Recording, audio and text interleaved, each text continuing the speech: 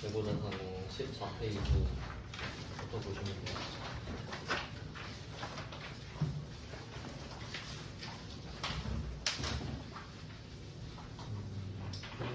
프린트 재고자산 안 받으셨던 분, 좀만 기다려주세요.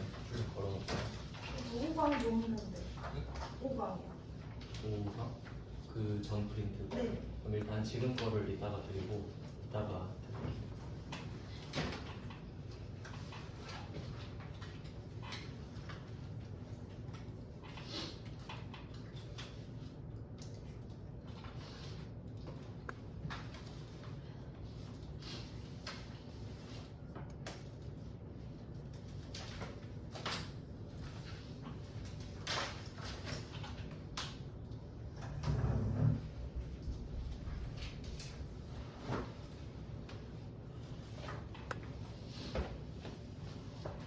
우선 14페이지 저번 시간에 뭘 배웠었냐면 매입을 하고 있었죠. 그러니까 재고자산을 사는 거랑 파는 거랑 따로따로 구분해서 하고 있는데 일단은 사는 걸 먼저 했고요.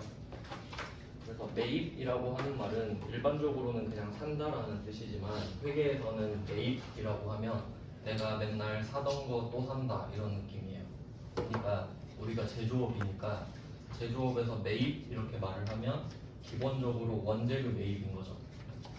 맨날 원재료를 사니까 그 개념을 조금 기억해 두셔야 되고, 그러면 전제가 제조업인데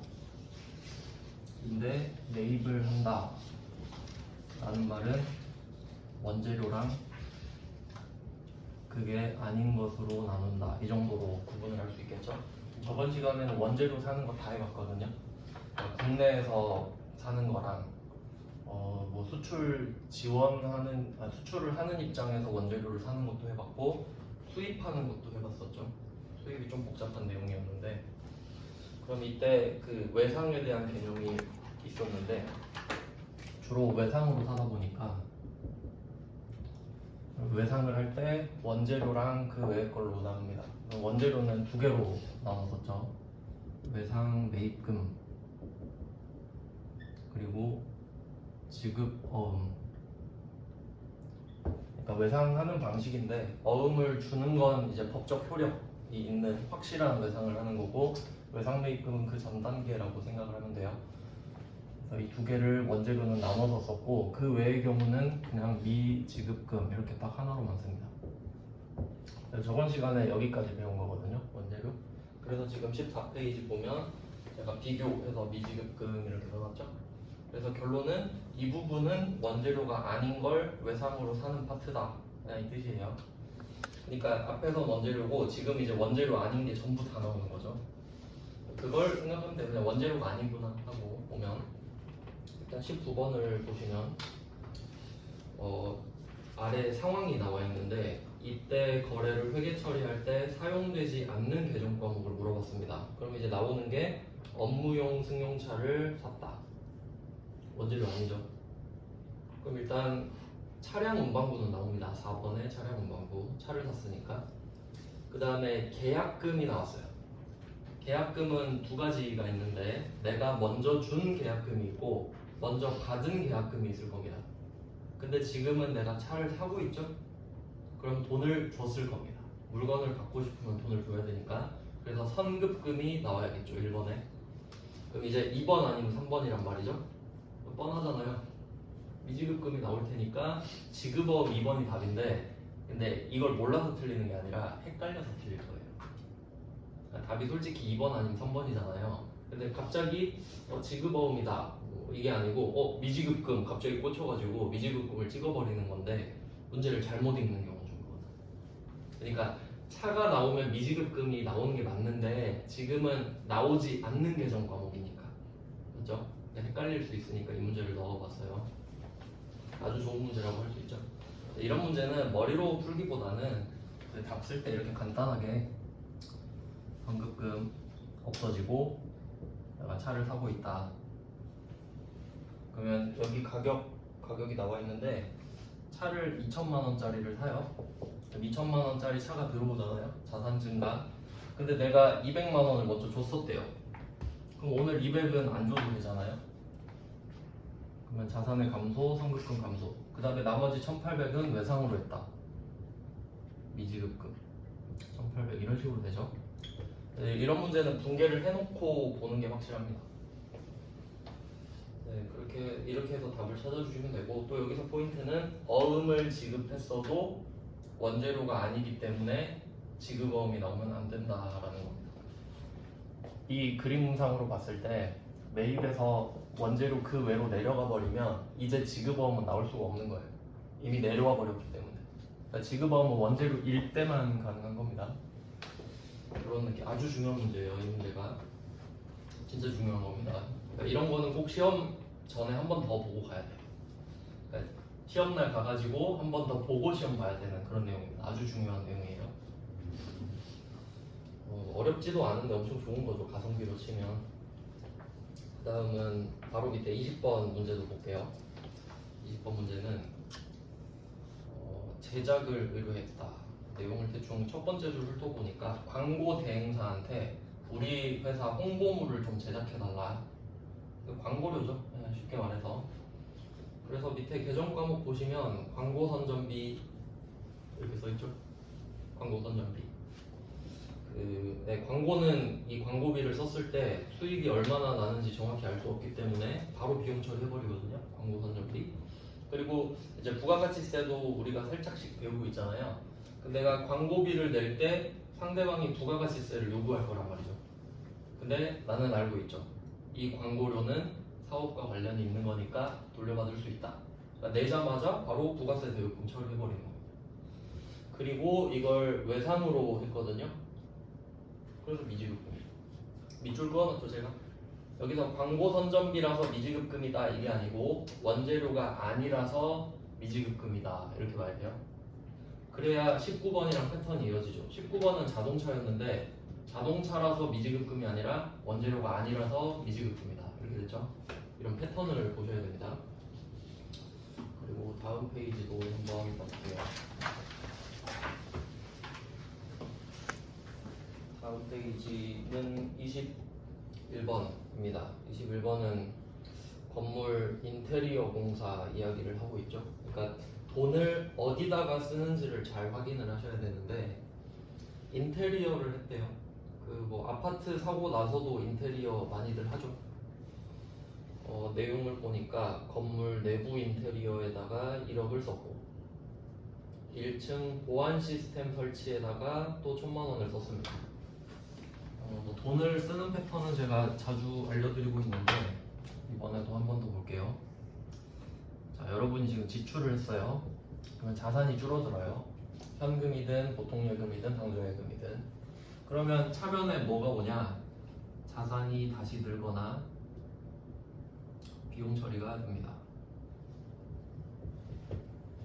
그러니까 뭐 자동차 같은 걸 사면 돈은 줄어들지만 결국 다시 자동차라는 자산이 생기죠. 근데 밥 사 먹으면 돈 없어지고 그냥 비용 처리 이런 느낌이겠죠. 그러니까 돈을 쓰면 둘 중에 하나입니다.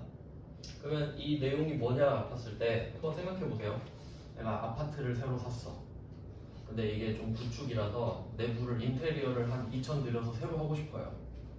그럼 내가 이거를 다시 팔 때 있잖아요. 팔고 나갈 때 내가 인테리어 할 때 2천을 줬으면 2천을 다 받지 못해도 그래도 한 1,000에서 1,500 정도 더 받을 수 있지 않을까요? 인정이 되는 거죠. 그러니까 이런 느낌은 비용이 아니라 자산 느낌이 좀 있죠. 내가 돈을 썼지만 헛돈 쓴 게 아니고 다시 투자하는 느낌이잖아요. 그래서 이때는 자산으로 회계 처리를 하게 됩니다. 대충 어떤 느낌인지 아시겠죠? 그걸 이제 구체적으로 좀 표현을 하면 그 지출 중에서도 자본적 지출이라는 말이 있고 수익적 지출이라는 말이 있어요. 여기 시험에 굉장히 잘 나오는데 이 잘 나오는 포인트가 지금 나오고 있는 거죠. 굉장히 어렵게 나온 겁니다. 이거 세무 2급이긴 한데 우리도 이 정도는 대비해야 됩니다. 내용을 한번 볼게요. 명칭을 한번 정리를 해보죠. 뒤에서 나오는데 중요하니까 자주 봐야 돼요. 지출이 아니고 자본이 중요한데 자본, 자산. 이 두 개를 연결해서 생각을 해볼게요. 이거 되게 중요한 개념이거든요. 자, 그림으로 보여드릴게요. 이제 좀 익숙해지셨죠? 재무상대표입니다. 자, 자산, 부채, 자본이 있습니다. 자, 그럼 이 그림으로 한번 상황을 설명해 볼게요. 자, 어떤 회사가 자산이 늘었어요. 자산이 늘었대. 그럼 우리는 물어봐야 돼요. 부채가 는 건지 자본이 는 건지. 자산이 늘면 부채가 늘거나 자본이 느니까. 맞죠? 근데 어떤 회사가 자기가 부채가 늘었대요. 그럼 자산이 늘었죠. 부채가 늘면 자산도 느니까. 또 어떤 회사가 자본이 늘었대요. 그럼 자본이 늘면 자산도 늘었겠다라고 생각할 수 있는 거죠. 그럼 차이 아시겠어요? 그러니까 자산이 늘었다고 말하면 안 돼요. 그럼 또 물어볼 거 아니야, 사람들이. 뭐가 늘었냐고 또 물어볼 거 아니야. 그럼 이제 어떻게 말하는 게 좋겠어요? 그냥 부채가 늘었다, 자본이 말했다. 이렇게 말해버리는 게 낫지. 그럼 이 사람들이 안 물어볼 거 아니에요. 이해되셨죠? 자, 그럼 지출은 돈 쓴 거죠? 지출은 자산 감소예요. 어디다 썼냐고 물어볼 게 뻔해. 그래서 대답해버려요. 자본에다 돈 썼다. 자본에다 돈 썼으니까 자산이 늘어났다는 뜻이죠? 요 말하고 있는 거예요. 그러니까 돈을 쓰긴 썼는데 다시 자산에 썼다 그 말이지. 투자했다 이 말이죠. 이 뜻 아시겠죠? 자본적 지출은 결국 돈을 써서 다시 투자했다 이런 느낌이에요. 그러니까 지금 건물의 인테리어를 한 게 지출 중에서도 자본적 지출에 속하겠구나. 근데 보통 옛날 스타일은, 이게 최근 스타일이거든요. 옛날 스타일은 이 지출은 자본적 지출이다 이렇게 말했어요. 아주 촌스럽게. 실무에서 누가 그렇게 말해주겠어요? 그러니까 인테리어 했어요 이러지 이거 자본적 지출입니다 말 안 해줘요. 그러니까 이게 최근 스타일이에요. 그냥 인테리어는 다시 재투자를 한 거구나. 그럼 건물 가격이 올라갔다고 봐야겠죠? 그 자산 이름이 건물이니까 건물.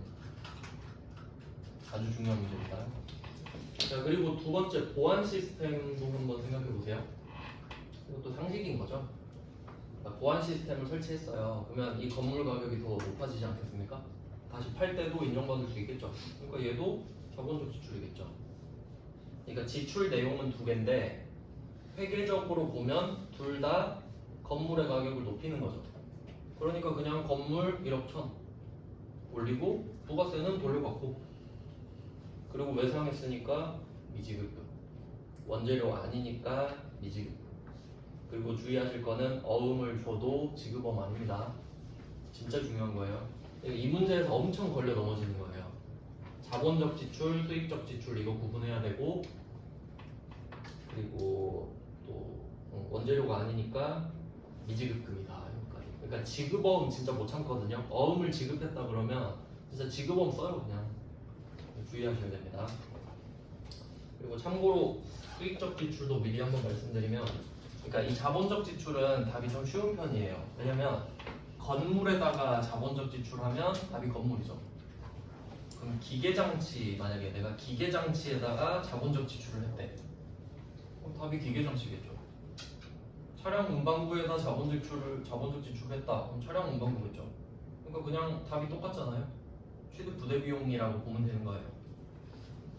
근데 수익적 지출은 이름을 따로 외워야 되는데 뒤에서 원래 제대로 하는데 자주 봐야 되니까 미리 한번 말씀드릴게요. 자, 수익적 지출은 키워드가 수익이겠죠? 그럼 얘는 수익을 창출하기 위해 쓴 돈, 수익을 창출하기 위해 쓴 돈이니까 비용이죠. 일반적으로 돈 쓰는 이유가 돈 벌려고 쓰는 거잖아요. 그러니까 일반적인 표현이 이겁니다. 수익적 지출. 그러니까 자본적 지출이 좀 특이한 표현이죠. 그러면 얘는 계정 과목이 비용이니까 따로 정해져 있거든요. 그게 첫 번째가 차량 유지.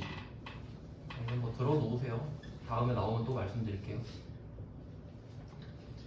차량 유지비가 1번, 2번이 수선비. 이런 식으로 나오게 돼요. 이 부분이 시험에 잘 나옵니다. 자본적 지출, 수익적 지출. 그러면 이게 왜 이름이 두 개냐면, 그 돈을 쓸 때 그 보통 차에다 쓰는 돈이 굉장히 일반적으로 많기 때문에 차냐 아니냐 이렇게 구분하는 거예요. 그러니까 수익적 지출은 차냐 아니냐 두 개로만 구분하는 거죠. 그러면 내가 그 자본적 지출이 아닌 수익적 지출을 했는데 그게 자동차래요. 그럼 그냥 차량 유지비. 그게 아니래. 차가 아니래. 그럼 수선비. 만약에 이 문제가 만약에 수익적 지출로 처리하세요 라고 하면 수선비가 되겠죠. 차가 아니니까. 그리고 건물이 어디 건지 한번 볼게요. 건물이 보니까 공장 건물은 아니죠. 그럼 800번 이것까지 구분하셔야 돼요. 비용이니까. 비용은 500, 800 이렇게 더 나뉘잖아요. 그러니까 출제자들은 수익적 지출을 선호해요. 손이 많이 가잖아요. 차량 유지비, 수선비. 근데 여기서 두 개씩 있죠, 답이? 500, 800, 500, 800. 그러니까 이 문제는 약식으로 물어보고 사실 진짜 포인트는 미지급금이에요. 그러니까 자본적 지출로 연막 살짝 뿌려놓고 답은 미지급금이에요. 여기서 지급어음 쓰게 하려고. 그러니까 희생타였던 거죠. 그러니까 포인트가 어려운 문제는 막 3개, 4개 이렇게까지 있거든요. 그러니까 끝까지 집중력 있게 포인트를 잘 짚어가셔서 하나씩 정확하게 풀어내야 돼요. 뭐 이런 느낌이고요. 근데 뭐 이건 사실 그냥 원재료가 아니다는데 중요한 포인트라서 한번 짚었어요. 뒤에서 또 말씀드릴게요. 그 다음에 22번도 한번 볼게요. 22번은 시설 장치의 원상 회복을 위한 수선 이렇게 말을 하고 있죠. 여기서는 키워드가 원상 회복입니다. 굉장히 중요한 표현인데 원상 회복. 그 흔히 원상복구라는 말 많이 들어보셨죠? 원상복구. 원상복구는 원래 상태로 돌아간다는 소리잖아요. 그럼 이건 절대로 좋아진다는 소리가 아니에요. 원래 상태로 돌아가는 건 제로로 돌아가는 거잖아요. 그냥 말 그대로 플러스 알파가 아니죠? 이해되시죠? 그게 포인트예요. 그러니까 이 원상복구라는 말은 사실 차량 유지비랑 세트로 생각하셔도 되거든요. 그러니까 자동차에 쓰는 돈을 한번 생각해봐요. 내가 자동차에 엔진 오일을 갈아야 돼. 그러면 원래 차 출고되면 엔진 오일이 안 쓴 상태 새 거잖아요. 근데 내가 한 6개월 탔어. 그럼 엔진 오일 상태가 좀 탁해졌겠죠. 그럼 가는 이유는 좋아지려고 하는 게 아니고 출고 상태로 돌아가는 것 뿐이잖아요. 이해되시죠? 물론 지금보단 좋아지는데 상대적인 거 말고 절대적인 기준으로 보면 좋아지는 건 아니죠. 원래로 돌아가는 것 뿐이지. 그러니까 얘는 자본적 지출일 수가 없어요. 더 좋아지는 게 아니잖아요. 그러니까 자본적 지출은 느낌이 플러스 알파. 그러니까 다른 집들은 인테리어 안 했어. 근데 우리 집만 인테리어 했어. 그럼 다른 집보다 더 좋아졌죠. 플러스 알파. 그럼 그 값을 받아야죠. 근데 엔진 오일은 다 갈아. 갈면 더 좋아지는 게 아니고 출고 상태 정도로 돌아가는 것 뿐이죠. 타이어도 생각해봐요. 타이어가 이제 빵꾸가 나서 갈았다. 그럼 빵꾸가 안 난 상태로 가는 거지 좋아지는 건 아니잖아요. 그런 느낌으로 보셔야 돼요. 그러니까 자동차를 수리했다 하면 그냥 기본적으로 수익적 지출이겠구나 라고 생각하시면 돼요. 근데 가끔씩 되게 특이한 문제를 내는데 그냥 상식적으로 한번 생각해봐요. 여러분이 막 차를 한 10년 탔다, 한 15년, 20년 탔다고 해볼게요. 그럼 보통 그렇게까지 잘 안 타죠, 차를. 근데 내가 너무 좋아하는 차라서 20년을 탔어요. 근데 이제 차가 갈라 그래. 근데 난 이 차를 계속 타고 싶어요. 그래서 여러분이 엔진을 교환한 거예요. 새 엔진을 구해가지고 교체했어. 근데 그게 일상적으로 흔한가요? 그렇진 않잖아요. 그 돈으로 차를 사지. 근데 문제로 자동차에 엔진을 교체했다 이렇게 낼 수는 있죠. 그럼 그때는 자본적 지출이죠. 진짜 차가 좋아진 거 맞으니까. 물론 이것도 처음 상태 그대로잖아요 라고 생각할 수는 있지만 흔한 경우가 아니니까 좀 예외적인 상황이라 보시면 돼요. 인테리어랑 좀 같게 봐주세요. 그거는 논리의 일관성은 좀 떨어지긴 해도 답이 그렇게 나온 적이 있기 때문에. 그럼 22번은 시설 장치의 원상 회복 나왔으니까 수익적 지출이겠구나 떠올리시면 돼요. 원상 회복에다가 수익적 지출 적어 놓으시면 되겠죠. 그리고 또 하나의 힌트가 되는 게 뭐냐면 여기서 시설 장치라고 말을 하는 거는 포괄적인 개념이거든요. 그러니까 시설 장치라는 규정 과목을 따로 쓰진 않고 기계 장치나 그런 것들을 시설 장치라고 보거든요. 그러니까 일부러 개정 과목을 안 알려준 거예요. 자본적 지출 이면 그 계정 과목을 써야 되잖아요. 안 알려줘 버리는 거야. 못 쓰게 하려고. 그러면 수선비라는 것까지는 알았죠. 이유는 자동차가 아니니까. 맞죠? 그리고 그 돈을 어디서 썼나 보니까 제조 부문 500번 수선비. 이렇게 잡아야 돼요. 그러니까 수익적 지출은 두 가지 생각해야 되죠. 첫 번째, 차냐 아니냐. 두 번째, 공장이냐 본사냐. 그러면 자동차 아니고 공장이니까 500번 수선비. 그리고 사업과 관련이 있으니까 부가세는 돌려받고, 그리고 원재료 아니니까 미지급금. 근데 카드 결제니까 국민카드.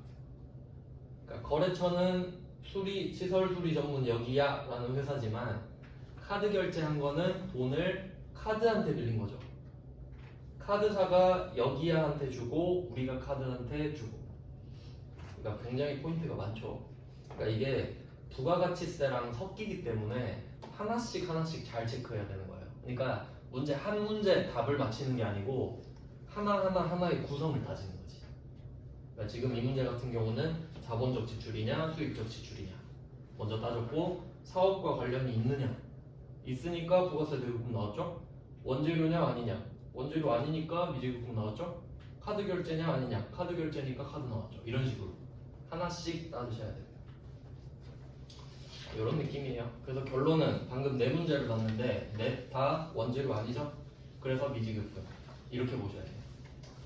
이런 느낌이고, 이제 다음 페이지 16페이지입니다. 매출인데 잠깐만 훑어보고 계세요. 프리스트 잠깐 갖고 올게요.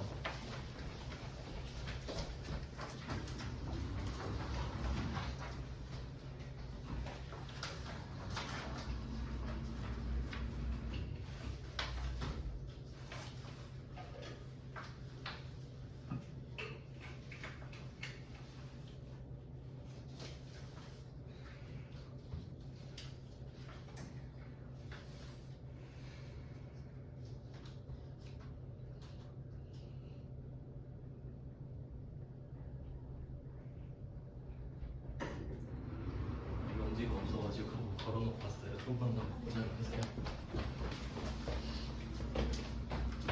자, 이제 16페이지 매출 쪽입니다. 매입 쪽에서 기본적인 건 다 해놔서 반대라고만 생각하시면 돼요. 이제 그럼 1번부터 보면 이제 좀 형식적으로 보는 거예요. 1번은 제품을 판매하기로 계약하고 30%를 계좌로 송금받았다. 그러면 이제 정확한 명칭은 계약금이라고 나오진 않지만 계약을 하고 돈을 받았다 라고 하니까 계약금 받았다 라고 해석하셔야 됩니다. 그러면 물건을 아직 주진 않았는데 돈만 먼저 받았으니까 선수금이 되겠죠. 이름은 돈을 먼저 주면 선급금, 먼저 받으면 선수금. 그러면 이때 돈을 받았는데 해준 게 없으니까 빨리 물건 줘야겠다라는 마음이 생기죠. 그런 의무, 그게 부채입니다. 그래서 이 선수금은 부채인데 이거는 좀 상식적으로 알고 계시면 좋아요. 보통 부채하면 좀 안 좋잖아요. 갚아야 될 돈이니까. 근데 부채 중에서도 선수금은 급이 다른 부채예요. 아주 좋은 부채예요. 이 정도는 알고 계셔야 됩니다. 이유는 한번 생각을 해봐요. 그 삼성전자 계열사 있죠. 삼성전자 뭐 자회사나 이런 회사들 있죠.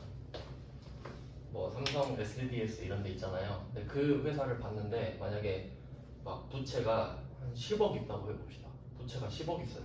근데 왜 이렇게 부채가 많아? 하고 보니까 다 선수금이라고 해볼게요. 그럼 이 회사는 안 좋은 회사인지 한번 생각해봐요. 계약금이죠, 선수금은. 그럼 보통 계약금 10% 받는단 말이에요. 그럼 나중에 이거 10배로 매출로 바뀌죠. 그럼 선수금이 나쁜 부채인가 생각해봐요. 좋은 부채죠. 근데 대충 부채가 나쁘다라는 것만 알고 있으면 야, 이 회사 썩었네 하고 그냥 넘어가 버리겠죠. 이해되시죠? 그러니까 배우는 거예요.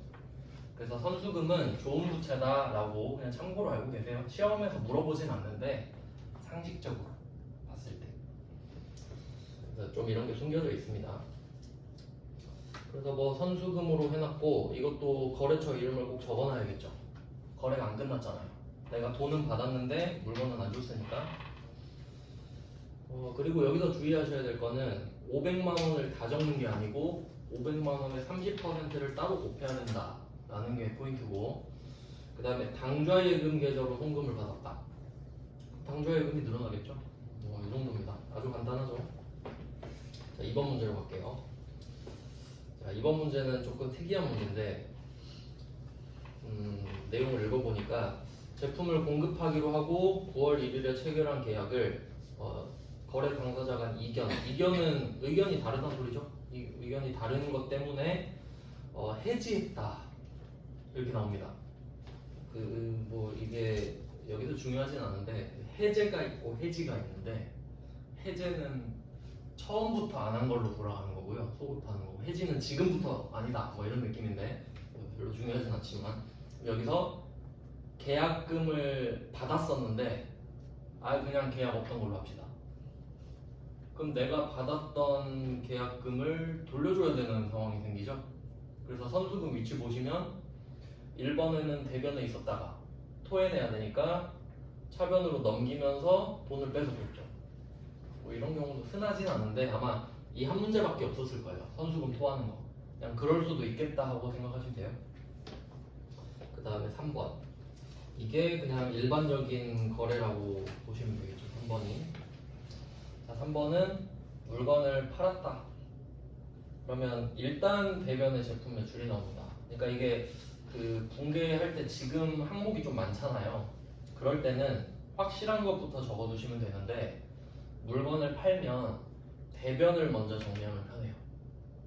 그럼 반대로 물건을 사면 차변을 먼저 정리하는 게 편하겠죠. 왜냐면 물건을 사면 차변에 뭐가 들어오니까, 팔면 대변에 뭘 팔아야 되니까. 그래서 지금은 제품 매출이랑 부가세 예수금을 먼저 적는다라고 생각하시는 게 편한 거죠. 그럼 나는 5천만 원짜리를 팔아서 5천만 원은 내가 먹고 500은 쟤한테 삥 뜯어야지, 이런 생각을 해야 되죠. 우리가 물건을 살 때는 부가세를 내잖아요. 그러면 왜 내는지 생각해 보세요. 물건을 파는 상대방이 나한테 부가세를 달라고 그러니까. 그럼 걔는 부가세 갖고 가서 뭐 할까? 갖고 있다가 내주는 거죠, 대신. 그러니까 우리가 지금 그걸 하는 거예요. 부가세를 뜯어놨다가 내줘야겠다. 그러니까 이게 세무서, 그러니까 국세청에 대한 부채가 되는 거죠. 그러면 대변에 5,500을 먼저 정리를 했어요. 근데 차변에 보니까 내가 선수금 받은 게 500이 있었네. 그럼 아까 1번에 대변에 500 선수금 잡혀있다고 치면 걔가 차변으로 없어져야겠죠.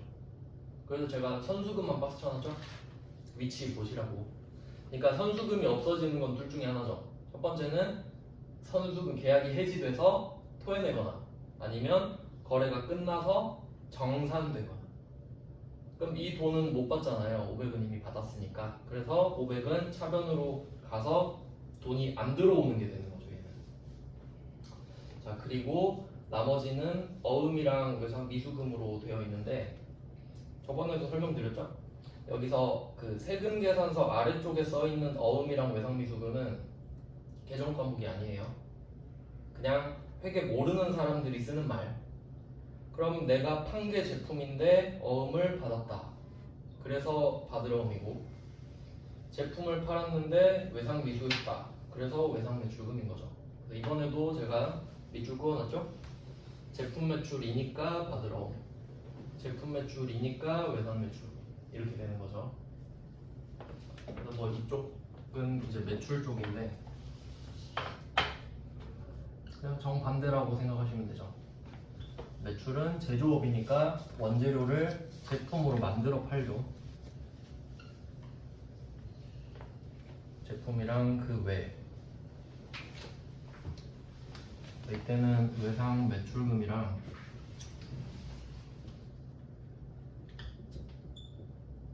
받을 어음 이렇게 두 개를 쓰고, 제품이 아닌 걸 판다라고 하면 그냥 다 미수금인 거죠. 이 미수금에는 어음도 포함되고 카드 결제도 포함되고. 그러니까 안 중요하니까 계정 과목을 하나로 쓰는 거예요. 그 외에는 원재료랑 제품은 중요하니까 두 개로 쓰는 거고, 그렇게 생각하시면 돼요. 그러니까 이건 익숙해지는 수밖에 없어요. 이거는 시험에 무조건 한 문제 나오거든요. 이 포인트로 많으면 두 문제까지 자주 보면서 익숙해지셔야 돼요. 실제로 되게 중요할 거 아니에요. 자, 그래서 지금은 제품 매출이니까 두 개로 나눠줬어요. 그럼 한번 생각을 해봅시다. 만약에 지금 제품을 판 게 아니고 내가 쓰던 기계 장치를 팔았다 라고도 할 수 있죠. 그러면 제품 매출 대신에 기계 장치가 나갈 거거든요. 자산의 감소.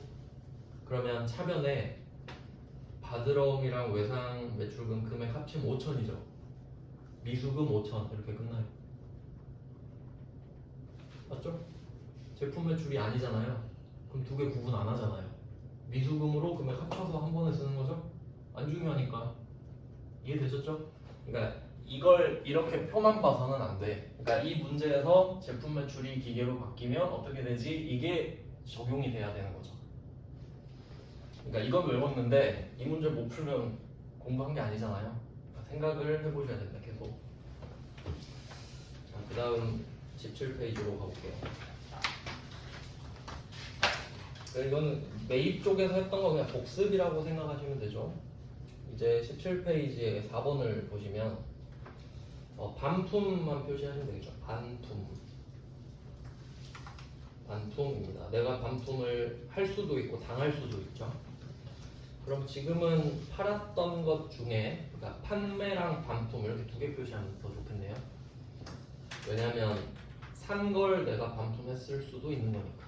근데 지금은 팔았던 거 반품 당했다 이런 느낌으로.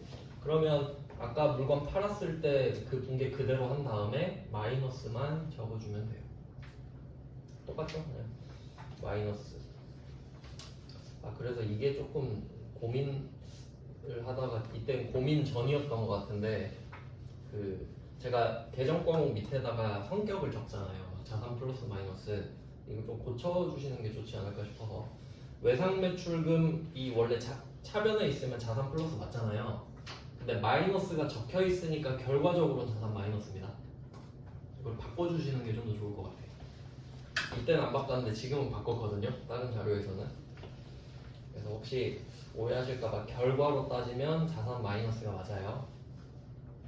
그럼 제품 매출도 마찬가지죠. 제품 매출은 원래 대변의 수익 플러스가 맞는데 마이너스가 적혀 있으니까 결과적으로 수익 마이너스인 거죠. 팔았던 게 다시 취소되니까. 그럼 부가세 예수금도 부채 마이너스로 바꿔주시면 이렇게 해야 좀 아다리가 맞아요. 5번도 그렇게 바꿔주시면 되고. 그러니까 5번은 그냥 깎아준 거고요. 4번은 반품당한 거. 이게 좀 차이가 어떤 차이냐면 그래서 중요하진 않은데 반품은 어떤 식으로 마이너스가 되냐면 만약에 내가 물건 한 개를 500만 원에 팔아요. 500만 원. 그러면 반품은 마이너스 1 곱하기 500만 원 이런 느낌이에요.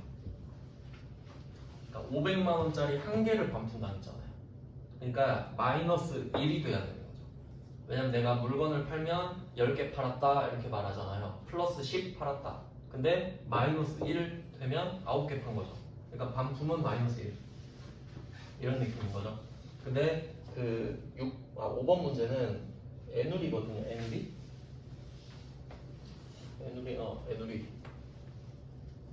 애누리는 500만 원짜리 중에 이 물건이 막 절반이 깨져서 온 거예요. 그럼 상대방이 기분 나쁠 거 아니에요. 그러니까 내가 미안하니까 그냥 300 깎아줄 테니까 대충 그냥 써라 이렇게 해버리는 거죠. 그럼 그때는 그냥 마이너스 300 이런 느낌이에요. 얘는 수량의 마이너스가 아니잖아요. 금액을 깎아주는 거니까. 그냥 차이가 있다면 그런데 결과적으로 똑같아요. 어차피 둘 다 마이너스잖아요. 굳이 구분하면 그렇다는 거예요. 두 문제를 넣어본 이유는 그거고. 그러니까 옛날엔 이걸 구분하는 문제를 냈거든요. 근데 요새는 안 내요. 그냥 마이너스만 하면 돼요. 뭐 그렇고요. 참고하시고. 그 다음에 6번 문제로 가보겠습니다. 6번 문제는 아까 3번 문제에서 외상매출금이라고 해야 될까? 외상매출금이 원래 차변에 있잖아요. 그걸 바드러움으로 받았다 그런 느낌이에요. 지금 그림이 연결이 안 되는데 제품 매출을 하면 대변에 생기고 그 대가로 외상매출금이 차변에 이렇게 생기잖아요. 그럼 이 외상매출금은 물건은 줬는데 돈을 아직 못 받은 상태니까 얘가 해결이 돼줘야 되잖아요. 그래서 외상매출금이 지금 대변으로 온다는 소리예요. 이렇게 그림상으로 이어지는 거. 그러면 돈을 받아야 될 거 아니에요, 차변에. 근데 그 돈이 또 어음이랑 현금으로 나눠진다는 소리죠. 제가 저번 시간에 이렇게 설명을 드렸어요. 물건을 보낼 때 외상매출금을 찍어놓고 상대방이 그 물건을 받고 검수가 끝나면 어음으로 보내주니까 그때 외상매출금을 받을 어음으로 바꾸는 게 맞다. 이게 일반적인 절차라고 말씀드렸죠. 그러니까 그렇게 하는 거예요. 그러니까 물건 도착하고 상대방이 검수가 끝났대. 그럼 그거 결제는 어음으로 일단 1,000만 원 드리고 현금 300 드릴게요. 이렇게 된 거죠. 그래서 외상매출금이 받을 어음으로 바뀌었다고 생각하시면 돼요. 그냥 일반적인 문제고요. 그 다음에 7번 문제. 7번 문제도 외상매출금이 대변에 있죠. 이 외상매출금을 받는 거라고 생각하시면 되죠. 그럼 얘는 또 받으러움이 나왔잖아요. 그러니까 6번과 7번에서 외상매출금이 받으러움으로 바뀌는 건 안 이상해요. 그러니까 일반적인 문제거든요. 근데 7번은 밑에 단기대여금이 붙어있죠. 이건 약간 어떤 느낌이냐면 보통 원재료나 제품 같은 거 사고 팔 때는 주로 거래처들끼리 큰 금액을 외상으로 하기 때문에 신용거래라고 하죠. 무이자로 그냥 외상해주거든요. 그냥 거래 한두 번 하는 거 아니니까 서로 좋게 좋게 하자는 거죠. 이자 없이 그냥 깔끔하게 그 명목 금액만 하는 건데, 근데 얘가 돈을 안 줘. 계속. 그럼 이제 이게 좀 상도덕에 어긋나잖아요. 그러면 내가 화가 나가지고 야, 돈 그렇게 안 갚을 거면 차용증서 써라. 이렇게 되는 거예요. 그러니까 원래 우리는 사이가 좋으니까 무이자로 거래하기로 했잖아요. 근데 얘가 막 6개월 넘게 돈을 안 줘버리는 거야. 야, 이건 말이 다르지 않냐. 그럼 그냥 차용증서 쓰고 이자 주면서 돈 쓰시라고. 외상매출금을 대여금 형태로 바꿔버리는 거지. 그러니까 관계가 바뀌는 거죠. 이제 내가 채권자가 돼버리는 거예요. 그러니까 좀 특이한 상황이긴 하지만 문제로 나온 적이 있으니까. 그리고 또 생각해보면 이제 대여금이 되면 만기가 내년까지인지 아닌지 따져야 되죠. 이름 앞에 단기, 장기가 붙으니까. 근데 기간을 한번 보시면 금전 소비대차, 이게 돈을 빌려주고 빌린다는 소리인데 1년 대여라고 바뀌어놨죠. 1년 대여. 그러면 오늘이 11월 5일이죠. 그럼 오늘 바꿨으니까 오늘로부터 1년일 거 아니에요. 그럼 돈 받는 날이 내년 11월 4일이나 되겠죠? 내년까지죠. 그래서 단기 대여금. 혹시 금전 소비대차 계약이 14개월이다. 그럼 장기 대여금이에요. 참고로 그렇게 내면 다 틀리거든요. 그러니까 여기서는 그걸로 장난치고 싶었던 건 아니고 외상매출금을 단기 대여금으로 바꿀 수도 있다는 걸 알고 있느냐 정도를 낸 겁니다. 이럴 수도 있겠구나 참고하시면 돼요. 자, 이제 18페이지입니다.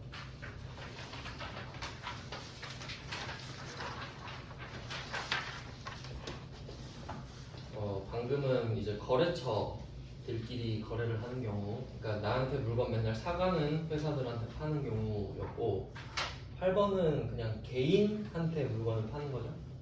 네, 소비자만 표시해주세요. 소비자. 그러니까 여기서 개인 소비자라고 말을 하는 거는 약간 비사업자라는 느낌을 강조하는 거예요. 그러니까 이 사람은 사업자가 아니고 그냥 일반 물건 사는 사람 이 뜻이에요. 그러면 이 사람한테 물건을 50만 원짜리를 팔았어요. 보통 카드로 많이 사겠죠, 이 사람들은. 그래서 제품을 팔고 카드 결제는 외상이니까 외상 매출, 카드 결제니까 카드 외상. 그리고 또 여기서 하나 기억하셔야 될 게 있는데 이걸 확실히 알아야 안 헷갈려요. 개인한테 물건을 팔잖아요. 그러면 거래처는 물건을 맨날 파는 곳이죠. 오늘 이번 달도 팔고 다음 달도 팔고 다다음 달도 팔고, 그러니까 거래처란 말이에요. 맞죠? 근데 이 사람 오늘 처음 봤어요. 김성공이라는 사람. 그럼 이 사람이 다음 달에도 사고 다다음 달에도 살 거란 보장이 있습니까? 그럼 거래처를 등록하진 않지. 그냥 팔고 끝내겠죠? 그래서 개인한테 물건을 팔잖아요. 거래처 안 써요. 등록을 안 할 거 아니에요, 상식적으로. 오늘 개인한테 물건 한 번 팔았다고 성함이 어떻게 되시죠? 거래처 등록 좀 해놓으려고 그러진 않죠. 그러니까 일반 소비자한테 물건 팔면 거래처를 안 쓰는 게 정상입니다. 근데 메인 매출 점표 나중에 하다 보면은 거래처를 써야 된다고 배우잖아요. 그럼 김성공 찾았는데 없는 거야. 그러면 되게 놀라겠죠, 시험장 가서. 근데 제가 알려드렸어요. 개인은 안 쓰는 게 원칙이니까 이름이 없는 게 맞아요. 안 쓰고 넘어가는 겁니다. 이해되셨죠? 여러분이 회사에도 그럴 거예요. 개인한테 물건 팔았다고 그 사람을 등록하진 않을 겁니다. 그런 내용이에요. 그냥 여기서 거래처를 안 쓴다가 포인트입니다. 자, 이제 19페이지예요. 방금은 이제 국내 거래입니다. 국내에서 물건을 회사한테도 팔고 개인한테도 팔고 한 거예요. 자, 이번에는 이제 또 내국 신용장 나오는데 저번 시간에 그려드렸던 거 한 번 더 복습을 하면서 보죠.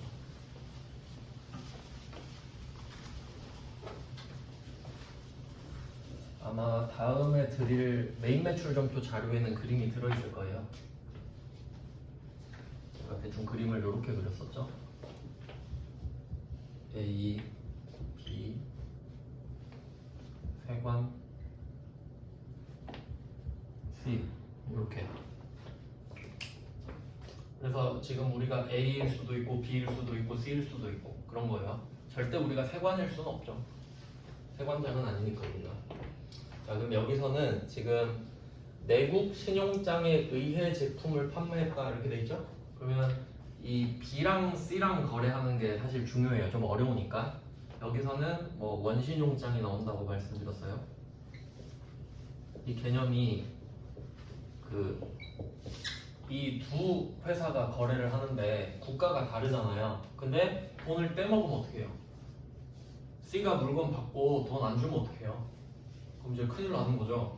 그러니까 B 입장에서는 불안하니까 내가 마음을 놓을 수 있게 해줘.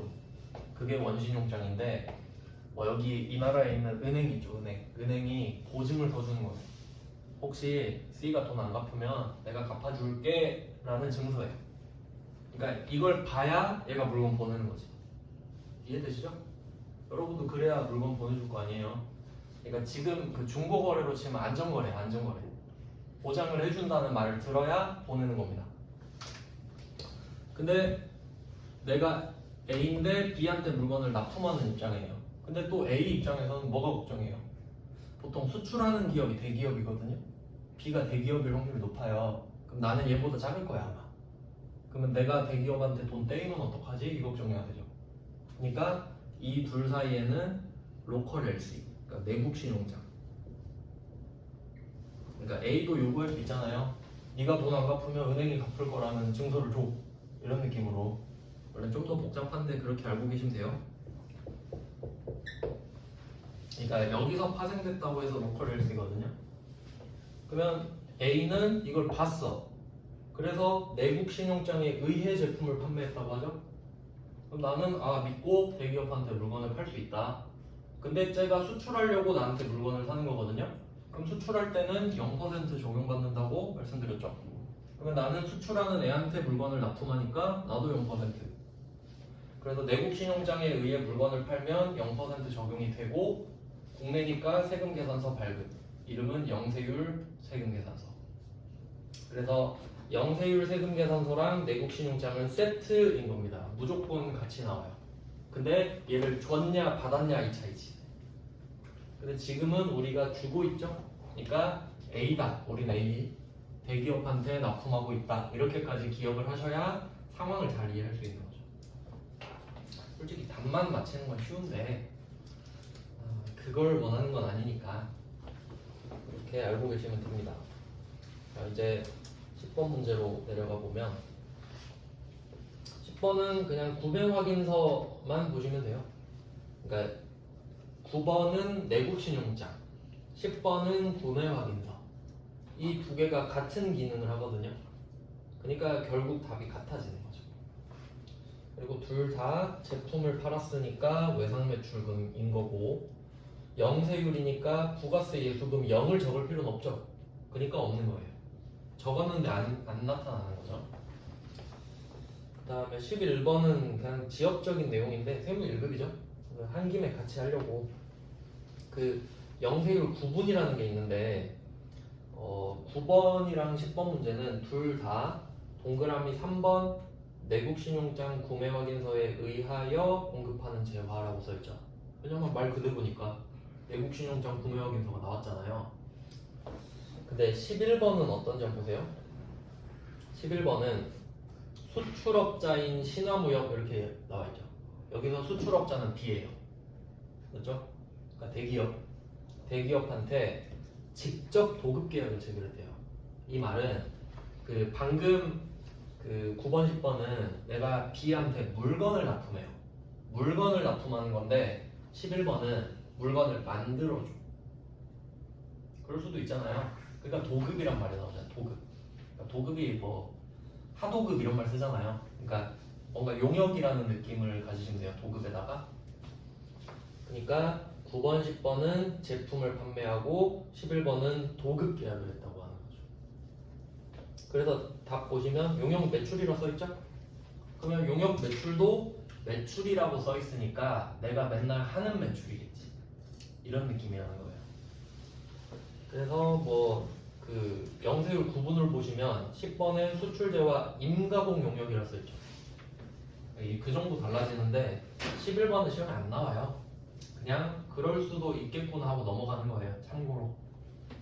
왜냐면 실제로는 벌어질 수 있잖아요. 시험엔 안 나와. 다음 페이지로 가겠습니다.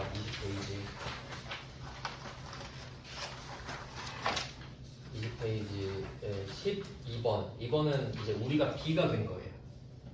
그 아까 세 문제는 A였어요. 이제 B예요. 이제 우리가 대기업이에요. 그래서 좀 이익을 하면서 봐야 돼요. 그러니까 좀 복습하실 때 이렇게 하면 좋겠죠. 이런 거 그림을 하나 그려놓은 다음에 그 페이지 위쪽에다가 B, A 뭐 이렇게 써놓는 거지. 그래야 이해가 더 잘 될 거 아니에요. 그림 보면서 19페이지는 내가 A구나, 20페이지는 내가 B구나 상황이 바뀔 수 있으니까.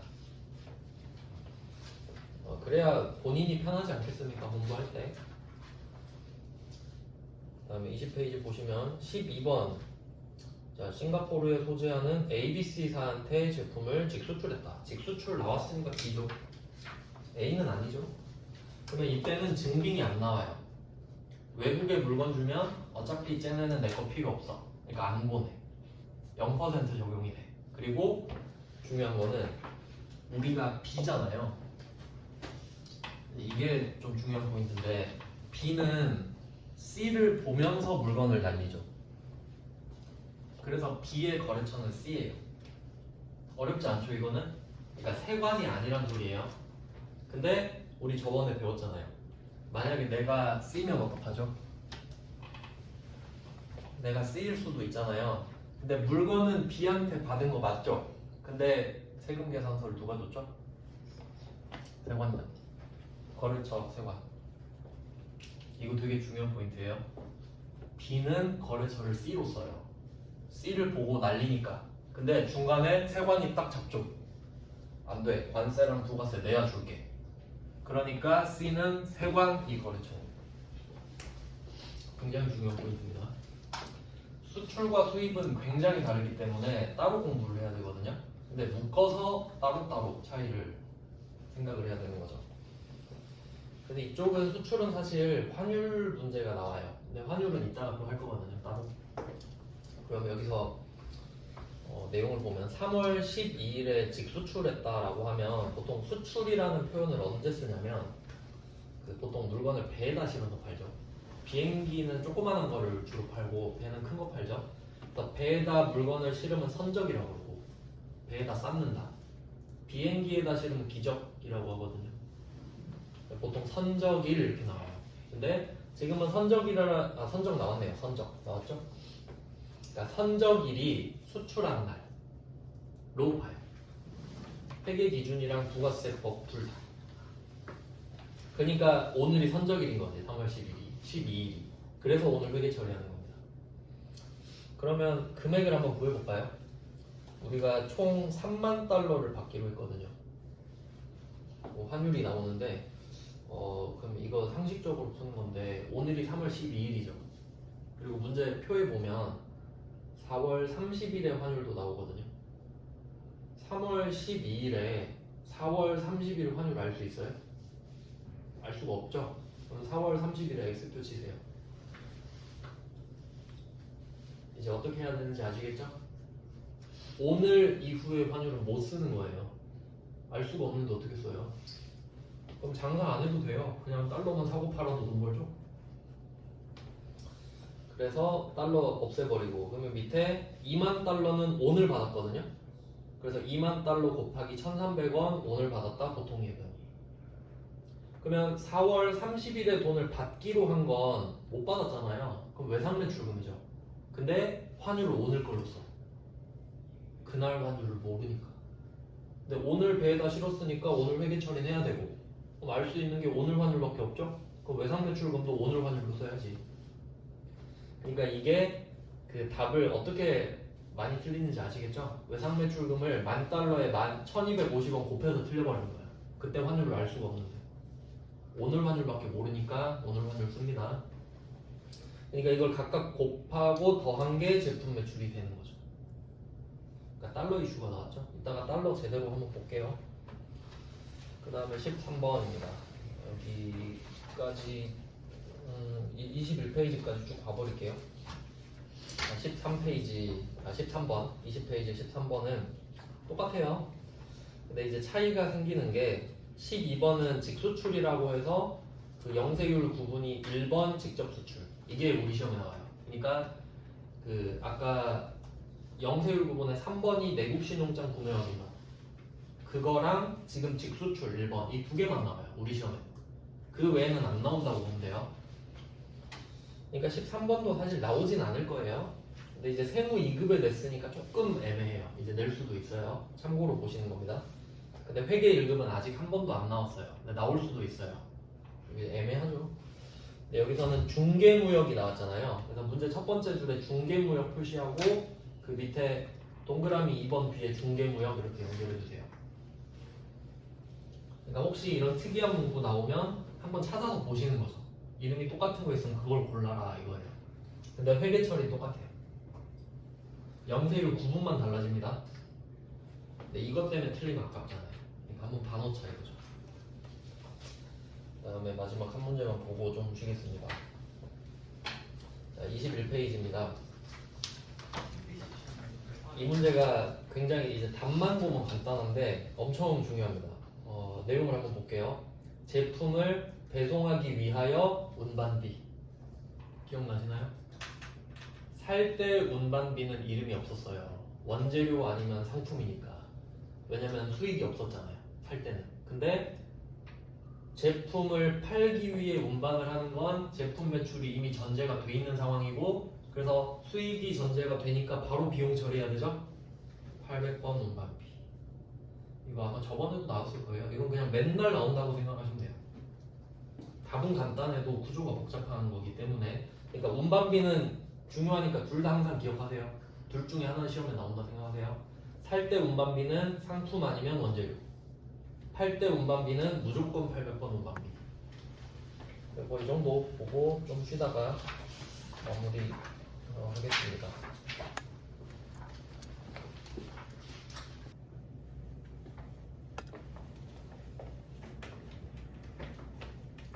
이제 22페이지 보겠습니다. 22페이지는 미수금으로 되어 있는데 아까 보신 패턴으로 있는 걸 하면 제품 매출은 외상 매출금이랑 받으러 온 두 개가 나오는데 제품 매출이 아니면 미수금 하나로 통일된다 이거죠. 두 문제만 넣어놨는데 15번이랑 16번이랑 둘 다 기계장치를 팔았어요. 근데 둘 다 미수금이 나왔는데 그 문구를 좀 표시를 해볼게요. 15번 문제 같은 경우는 문제 두 번째 줄에 외상이라고 돼 있어요. 이걸 표시해 주시고 외상. 그리고 16번 문제는 세 번째 줄에 약속 어음으로 수취하였다. 이 부분을 표시하시면 돼요. 그래서 제품 매출이 아니면 그냥 외상이든 어음을 받든 둘 다 미수입니다. 이렇게 정리하시면 되죠. 이제 23페이지로 가겠습니다.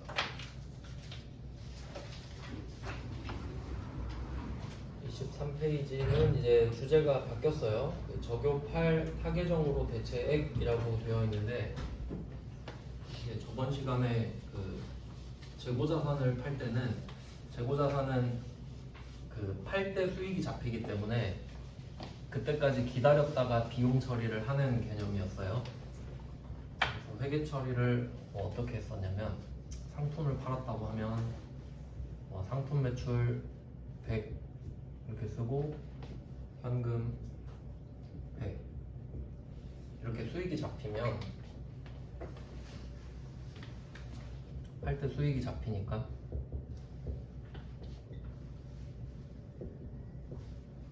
이때서야 비용 처리를 같이 하는 건데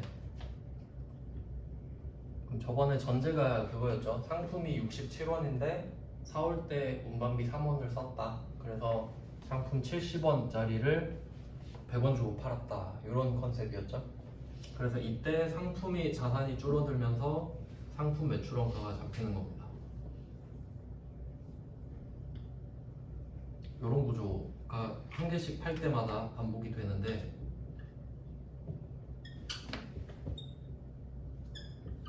그러니까 이게 상품이 하나 팔리면 이게 세트입니다.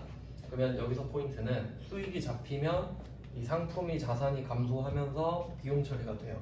그러니까 상품은 팔려고 사온 거잖아요. 그러니까 이 상품은 없어지면서 매출 원가로 대체돼야 됩니다. 근데 이름이 타 계정으로 대체액이라고 써있죠. 이건 재고 자산이 없어지면서 매출 원가가 아닌 다른 계정으로 대체가 된단 말이에요. 즉 안 팔았는데 없어졌단 소리지. 없어지긴 했는데 매출 원가가 아니라 다른 게 됐으니까 팔진 않았는데 다른 형태로 없어졌다 이 뜻이에요. 그래서 이 적용8은 결과적으로 안 팔았을 때예요. 안 팔아도 없어질 수는 있잖아요. 기부를 했다거나 접대를 했다거나 그런 경우겠죠. 그러면 매출 원가가 되진 않잖아요. 판 게 아니니까. 그런 상황을 말을 하는 겁니다. 그런 것들이 중요하니까 이제 항목을 보는 거예요. 일단 개념은 확실히 잡아 놓으시고 재고자산은 팔아야 되는데 안 팔았다. 안 팔았는데도 없어졌다. 그게 적용 8이구나. 원래 계정 과목마다 적용을 쓰는 칸이 있는데 우리 시험에서는 계정 과목의 그 재고자산에 대해서만 적용을 8번 딱 하나 쓰거든요. 그래서 제가 이름을 적용 8 이렇게 한 거예요. 원래 쓰는데 우리 시험에서는 재고자산에 대해서만 적용 8번을 쓰기 때문에 그렇게 됩니다. 그럼 하나씩 볼게요. 그런 상황이 어떤 게 있는지. 그럼 1번부터 보면 원재료 매입 거래처에 접대 목적으로 당사의 제품을 무상으로 제공했다. 자, 원재료 매입 거래처한테 접대를 했대요. 그러면 접대를 해서 내 물건을 지금 준 거잖아요. 이 문제는 원래 오류가 있어서 제가 고쳐놨어요. 그 시가 110만 원에 부가세 포함 이렇게 돼 있죠. 그럼 이 말은 원가가 60이란 소리는 여러분이 이게 제조할 때 60만 원을 썼단 소리예요. 제품은 사올 수가 없잖아요. 내가 만든 물건이니까. 그러니까 이거 하나 만드는데 60만 원이 들었다. 원가 회계를 통해서 구한 겁니다. 60만 원을. 근데 이걸 팔면 100만 원이에요. 그러니까 부가세까지 110에 팔 수 있다는 소리죠. 근데 부가세는 어차피 걷어서 내주기만 하는 거니까 100만 원이라고 보는 게 맞죠. 자, 이걸 제공했어요. 그러면 제품은 60만 원짜리가 없어져야 됩니다. 이게 첫 번째 포인트예요. 100만 원짜리가 없어지는 게 아니에요. 왜냐면 이 제품을 만드느라 60만 원 썼잖아요. 그럼 이 제품은 60만 원이거든요. 근데 이 제품을 주면 60만 원을 주는 거지. 맞죠? 이게 첫 번째 포인트입니다. 그래서 제품이 60만 원짜리가 없어진다. 자산의 감소. 그리고 적용 8 이게 중요한 거죠. 안 팔았죠. 적용 8. 안 팔면 적용 8 안 쓰면 틀려요. 그래서 제목이 적용 8인 거예요. 이거 얼마나 깜빡하는 사람 많겠어요. 자, 근데 여기선 특이한 게 제가 그 제목에 피처링해서 간주 공급이라고 써놨죠. 요건 부가가치세에서 나오는 거예요. 그러니까 적요 8은 회계, 간주 공급은 부가가치세. 근데 결과적으로 우린 이걸 둘 다 해야 되죠. 그러니까 지금 두 개가 같이 나올 수도 있다. 근데 문제는 회계 1급 문제죠. 그럼 나왔다는 소리잖아요. 네, 우린 약식으로 배울게요. 약식으로. 너무 좀 개념이 복잡해서 어떤 느낌인지 한번 보면은, 자, 우리가 원재료를 삽니다. 제조업이니까 원재료를 한 500원 주고 샀다고 해볼게요. 그럼 부가가치세 50원 냈을 거 아닙니까? 그러면 국세청 입장에서 A 회사를 보면 국세청이 보기에 이 A 회사는 맨날 원재료 사서 제품 만들어 파는 회사거든요. 그러면 이 원재료는 사업과 관련이 있으니까 50원을 빼줄 거란 말이에요. 그러니까 A 입장에서는 매입세 공제를 받습니다. 이 말은 부가세 대급금으로 쓸 수 있다는 소리죠. 어차피 돌려받을 수 있으니까 자산 처리했다는 소리죠. 그러면 A는 이 원재료를 500원에 산 게 되죠. 550원은 냈지만 50원은 돌려받았으니까. 그럼 500원에 사고 요거를 뭐 제품을 만들어서 팔아요. 그럼 한 1000원에 판다고 합시다. 그러면 국세청은 이 100원을 나한테 주기를 바라겠죠. 그럼 50원은 돌려줬지만 100원을 빼먹었으니까 남는 장사 아니에요. 국세청 입장에서. 그런 걸 바라고 빼줬다고 생각하시면 되거든요.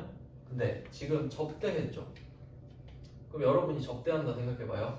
이 물건을 제가 드릴게요. 잘 좀 봐주세요 하면서 근데 부가가치세는 주셔야죠. 이럽니까? 안 그러잖아요. 그럼 국세청 입장에서는 어떻게 돼요? 이 물건을 접대해버리면 부가세 못 걷죠. 그럼 여러분이 국세청이면 어떨 것 같아요? 빡치죠. 아니 50원 내가 돌려줬는데 왜 100원 안 내나? 근데 내가 이걸 알아버린 거야. 그럼 화가 나죠? 그럼 아 법을 바꿔야겠다.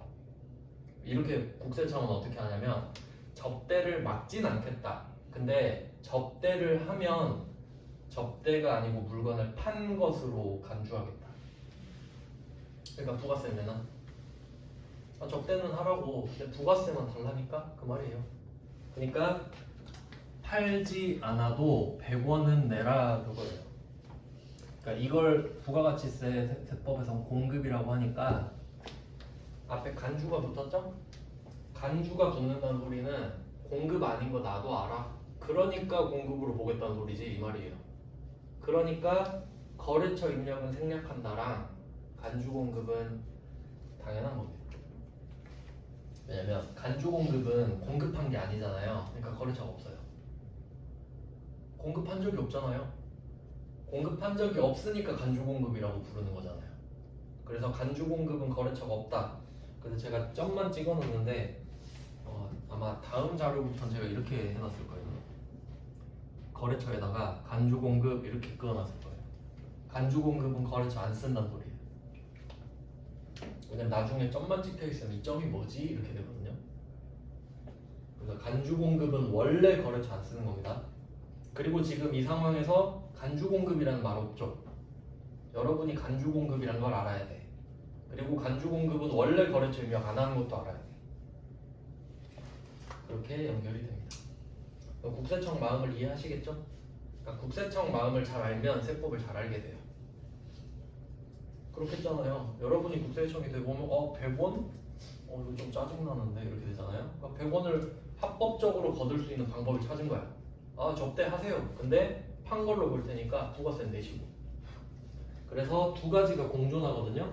그러면 1번 문제는 제품이 60만 원으로 사라진 건 재무회계 파트죠. 이거 만드느라 60 썼잖아요. 그러니까 주면 60만 원 없어지는 거 맞죠? 재무회계. 근데 국세청 입장에서는 그 판 걸로 이야기하자고. 그거 팔면 얼마야? 100만 원이지? 10만 원 갖고 와. 이러죠. 그러니까 부가세 예수금은 부가가치세 파트죠. 근데 우린 결국 다 해야 되잖아. 그러니까 두 개가 같이 나오니까 이 접대는 70만 원짜리예요. 이 접대 하려면 부가세 10만 원도 내가 내야 되잖아요. 그럼 70만 원짜리 접대한 거 맞죠? 그래서 기업 업무 추진비 또 매입 거래처니까 500번. 매입 거래처 500번 이것도 중요합니다. 왜냐면 보통 거래처 그 접대하는 목적이 매출액을 늘리려고 하거든요. 그러니까 보통은 800번이 많이 나와요. 근데 매입 거래처를 할 수도 있지. 그러니까 매입 쪽이 대기업이라서 아 우리한테 먼저 납품 좀 해주세요 할 수도 있잖아요. 그러니까 500번도 잘 봐두시고요. 근데 이게 간주 공급이라는 컨셉이다. 근데 그냥 이 왁구를 1번 문제는 그러니까 정확히 외우셔야 돼요. 이거는 시험 보기 전에 한 번 더 보고 가셔야 됩니다. 그러니까 제 생각에는 솔직히 회계 1급에 낼 문제는 아니거든요. 근데 내버렸기 때문에 제가 설명드렸어요. 그러니까 자세히는 안 하는 거예요. 원래 어렵거든요. 그냥 쉽게 이해해보자 이거죠. 자 그러면 이제 2번도 한번 볼까요? 2번은 전산세부 1급이에요. 자, 내용을 보니까 판매 장려금이라는 말이 나오죠. 그러니까 1번은 접대고요. 2번은 판매 장려인데 느낌이 좀 달라요. 그러니까 1번은 그냥 밑도 끝도 없이 잘 봐달라고 물건 주는 거고 2번은 어떤 느낌이냐면 쟤가 내 물건을 팔아주는 애예요. 그러니까 예를 들어 내가 아이스크림 회사인데 마트에다가 물건을 납품하잖아요. 그러면 회사들이 많으니까 우리 아이스크림을 좀 많이 팔아달라고 하고 싶을 거 아니에요. 그러면 우리 거 많이 팔아주면 1억 원어치 팔아주면 내가 1000만 원 줄게. 이런 게 장려금. 그러면 마트는 일부러 내 거를 좀 더 잘 보이게 배치를 한다거나 그러겠죠. 그런 게 장려금. 근데 접대는 그냥 주는 거예요. 근데 국세청이 보기엔 상관없죠. 접대를 하든 장려금이든 그건 내 알 바 아니고 부가세나 내라니까 이거예요. 차이 아시겠어요? 그러니까 계정 과목이 달라지는 건 회계 파트고 맞죠? 목적을 다루니까 회계는. 근데 국세청이 보기엔 어때요? 아 이 새끼들 또 탈세 안 해. 이것 뿐이죠. 그러니까 부가세나 내놔라. 이 두 가지를 따로 보셔야 되는 겁니다. 재무회계는 목적에 따라 이름을 정하는 거고 부가세법은 그냥 부가가치세나 잘 내라 이거죠. 이게 포인트입니다. 관점이 다르다는 거예요. 자, 그래서 결과적으로 제품 원가 1000만원짜리 빼고 부가가치세는 150만원이 붙죠? 팔면 1500이니까. 그리고 이 두 개를 합친 게 판매 촉진비가 돼요. 얘는 800번밖에 없으니까 그냥 판매 촉진비 썼는데 근데 1번이랑 2번이랑 다릅니까? 똑같죠? 근데 얘는 회계 1급, 얘는 세무 1급. 아무 차이 없어요. 그러니까 이렇게 중요한 문제는 급이 상관이 없어요. 그냥 내거든요. 중요하기 때문이에요. 얼마나 중요하면 3개의 급에 다 내겠어요? 그리고 또 포인트가 있는데 아직 배우진 않았는데 14번 건별이라고 돼 있죠. 메인 매출 점표라 돼 있죠. 부가가치세를 관리해야 되기 때문에 메인 매출 점표입니다. 맞죠? 일반 점표는 부가세 없는 것만 쓰잖아요. 아직 배우진 않았으니까 참고만 하세요. 그냥 부가가치세를 내야 되니까 메인 매출 점표구나 이렇게만 연결하세요. 건별은 아직 필요 없고 뭐 그런 내용이 있습니다. 3번은 그냥 넘어가면 되고요. 3번은 너무 지엽적인 내용이고 근데 1번, 2번은 뭐 세트로 같이 그래서 제가 2번에 거래처 끊어놨잖아요. 원래 그 여기 정답에 최고라 써있거든요. 근데 안 쓰는 게 정답이에요. 원래 이게 답을 잘못한 거예요. 출제자가. 자, 이제 24페이지로 갑니다.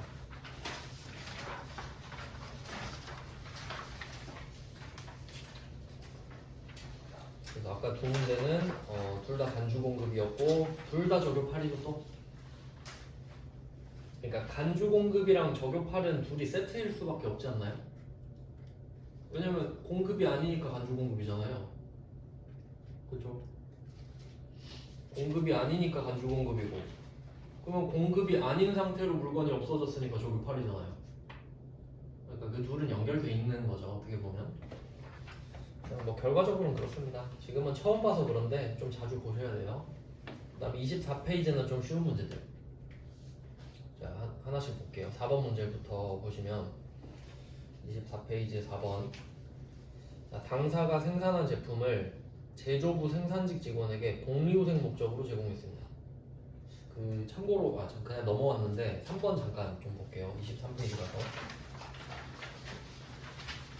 이거 개념을 좀 잘 잡아야 돼서 3번 문제를 보면 영업부서 임이라는 과장에 생일 선물로 제품을 줬거든요. 자, 그러면 1, 2, 3 비교해 볼게요. 1번은 접대, 2번은 판매 장려금, 3번은 직원 생일 선물. 근데 3번은 좀 이 정도는 봐줄만 하지 않나 라는 생각 들지 않아요? 1, 2번은 그래 뭐 부가세 뗄 수도 있지인데 3번은 직원도 못 주냐? 근데 이렇게 생각해 보세요. 현대자동차가 그 임원들한테 월급 많이 줄 거 아니에요. 근데 이제 구간이 높아지면 월급으로 주면 세금으로 다 나가버려. 절반으로 세금이 나가버려. 그러면 이렇게 할 수도 있죠. 그냥 G90 한 대씩 드릴게. 그러면 국세청이 이거 보고 직원한테 준 건 어쩔 수 없죠 이러겠습니까? 야, 그거 팔아서 나한테 부가세 줘야지 왜 직원한테 빼돌리냐? 갖고 와 이러겠죠. 그러니까 국세청 입장에서는 어때요? 직원한테 주든가 말든가 접대를 하든가 말든가 팔아서 부가세를 갖고 와야지 왜 안 줘? 이거죠? 이해되세요? 국세청 입장은 직원한테 줘봤자 칭찬 안 해요. 왜 안 팔았어? 이거예요. 그러니까 3번도 간주공급이에요. 그러니까 그냥 직원한테 줘도 간주공급이다 이걸 말씀드린 거예요. 이해되셨죠? 취지를 아셔야 돼요. 취지를. 그러니까 잘못 알고 있으면 큰일 나는 거죠. 그러면 직원한테 다 차 줘버리면 되지. 그래서 만약에 현대자동차가 임원들한테 G90을 1억짜리를 준다 하면 1,000만 원씩 내야 되는 거예요. 지들이 따로 간주공급이니까. 자, 그러면 24페이지에 04번 이제 와보세요. 그럼 이거 직원한테 복리후생 목적으로 제공했대요. 그러니까 사실 이 문구는 애매해요. 그래서 두 번째 줄에 보시면 부가가치세법상 재화의 공급 의제에 해당하지 아니함 써 있는데 참고로 의제랑 간주는 같은 뜻입니다. 그러니까 간주 공급이라고도 했다가 공급 의제라고도 했다가 그래요. 일부러 어려운 말 쓰는 거예요. 근데 둘이 똑같아요. 자, 그러면 결과적으로 어때요? 공급 의제가 아니래. 부가세 없단 소리죠? 부가세가 없단 소리예요. 그러니까 약간 어떤 느낌이냐면 비교를 예를 들어드리면 만약에 삼성전자가 TV를 만들잖아요. TV를 직원한테 생일 선물로 준 거야. 간주 공급입니다. 집에 갖고 가잖아요. 근데 4번은 어떤 느낌이냐면 TV를 직원 식당에 놔준 거야. 밥 먹으면서 TV 보라. 그럼 어때요? 이건 회사에 쓴 거죠. 그래서 그건 간주 공급 아니에요. 실제로. 그러니까 직원 집에 갖고 가라고 주는 건 간주 공급이고 회사 식당에 놔둔 거 그건 뭐 어쩔 거야. 그거 간주 공급하면 안 되잖아요. 그런 느낌으로 보면 되는데 4번 문제는 니네가 그 차이를 아냐? 이러고 내는 거야. 그냥 아니에요 이러고 낸 거지. 아시겠죠? 그렇게 내긴 애매하잖아요. TV를 직원 식당에 뒀다 이럴 수 없으니까 아닙니다 라고 낸 거예요. 그러니까 3번, 4번을 비교하셔서 실무에선 정확히 구분하셔야 됩니다. 직원이 집에 갖고 가냐 안 갖고 가냐 이렇게 차이 두시면 되겠죠? 그러면 4번을 TV를 직원 식당에 줬어요. 그럼 이게 판 겁니까? 안 팔았죠. 적용팔은 그대로 붙지. 부가세만 안 붙지 적용팔은 보정돼 있는 거죠. 이유는 안 팔았으니까. 그러니까 두 개를 항상 이원화 하셔야 돼요. 재무회계랑 부가가치세법이랑 두 개를 따로. 그러니까 이 부분이 좀 어려워요. 원래 어렵게 내면. 그러니까 쉽게 내려고 4번처럼 낸 겁니다. 그래서 얘는 일반전표죠. 부가세 없잖아요. 이 차이예요. 그러니까 간주공급이면 메인매출전표가 돼버려요. 부가세 내야 되니까. 근데 부가세 없으면 관리할 필요가 없잖아요. 그럼 일반전표 가면 되지. 이 차이가 생깁니다. 그 다음에 5번도 볼게요.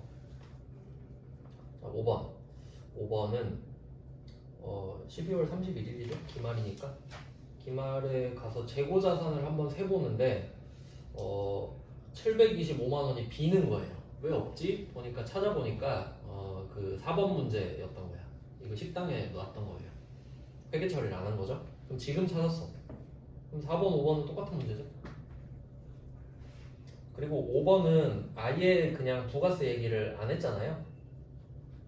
그래서 그냥 4번이랑 똑같다 보시면 돼요. 그러니까 4번, 5번은 묶어두세요. 그러니까 문제 스타일을 잘 파악하셔야 돼요. 4번은 강조를 한 거고 아니라고, 5번은 아니니까 말 안 했고. 그 정도. 근데 답은 똑같죠? 둘 다 저격 8이고 공류 생기고. 그 다음에 6번입니다. 자, 6번은 상품을 제조부서의 소모품으로 모두 사용했다. 회사에다 썼죠? 그러니까 가주공급 아니에요. 회사에 쓰는 건 봐줘요. 왜냐면 원래 사업에 관련된 건 세액공제 해주잖아요. 그러니까 뭐 그런 핸디캡을 주지 않겠다 이런 거죠. 그러니까 직원 식당에 주는 건 괜찮고 주진 말라 이거죠. 그러니까 이것도 회사에서 썼으니까 인정해주겠다. 그래서 간주공급이 아니에요. 간주공급이 아닌 이유를 아셔야 돼요. 물론 그렇게 디테일하게 물어보진 않는데 확신이 생기죠. 문제를 볼 때. 그래서 부가세 얘기를 안 하는구나 하고 넘어가면 되고, 그래도 결과적으로 팔진 않았으니까 저를 팔. 그 다음에 7번. 자, 7번은 원재료를 샀다가 공장 기계장치를 수선하는 데 사용했다. 이것도 사업하는 데 쓴 거죠. 그러니까 부가세는 없는 거예요. 6번이랑 7번이랑 이유가 같죠? 둘 다 사업에다 썼기 때문에 부가세는 안 걷어가겠다. 근데 아까 배운 거 나왔죠? 수익적 지출 표시해 놓을까요? 기계를 고쳤는데, 그러면 원재료가 30만원 없어지는 게 첫 번째 포인트고, 그리고 원재료는 사실 팔려고 하는 건 아닌데 원재료는 제품을 안 만들었을 때 저걸 팔이겠죠. 원재료는 제품으로 대체가 안 됐다는 소리일 거예요. 그리고 아까 배운 것처럼 수선을 하면 첫 번째 차냐 아니냐. 차 아니죠? 수선비. 공장에서 썼죠? 500번. 잘못 써놨네. 고쳐주세요. 수선비죠. 복사 붙여넣기 또 하다가. 네, 7번은 소모품비가 아니라 수선비입니다. 수선비. 500번 수선비예요. 그럼 혹시 그 옆에 하나 써두셔야죠. 자본적 지출 뭐라고 쓸까요? 기계장치. 어차피 둘 다 시험에 잘 나오니까 수익적 지출, 자본적 지출은 반대까지 같이 생각을 하셔야 돼요. 근데 솔직히 30만원짜리 자본적 지출 되긴 좀 어렵긴 한데 뭐 문제에서 낼 수도 있죠. 그 다음 8번으로 내려갑니다. 자, 8번은 포인트를 좀 많이 넣어놨는데 첫 번째 포인트가 미가공 식료품입니다. 미가공 식료품 표시할게요. 이거 중요합니다. 미가공 식료품 해석해볼까요? 식료품은 먹는 거죠. 미가공은 가공을 안 한 거죠. 그러니까 보통 쌀, 과일 이 정도가 시험에 나와요. 쌀, 과일, 야채 이런 거 있죠? 그런 게 미가공 식료품의 예이거든요. 걔네들은 면세 물건이에요. 면세 물건. 부가세를 안 붙여요. 싸게 주겠다는 소리예요. 그런 거에 부가세 붙이면 좀 부담스러우니까 그런 거는 안 해주겠다. 그러면 면세 물건은 간주 공급에 해당할 수가 없어요. 왜냐면 면세 물건 팔아봤자 부가세 없잖아요. 면세를 공급하면 어차피 부가세 없으니까 간주 공급해도 면세지. 그래서 면세는 결과적으로 간주 공급에 영향을 받지 않습니다. 부가세가 없으니까. 그러니까 과세 물건이 간주 공급이 되면 무서운 거죠. 부가세를 내야 되는 거니까. 근데 면세는 이거 어차피 면세인데요? 하면 내는 게 없잖아요. 그래서 면세니까 간주 공급이 아닌 거지 지금. 그 다음에 또 하나 포인트가 더 있어요. 지방자치단체에 무상으로 기부. 이것도 표시할게요.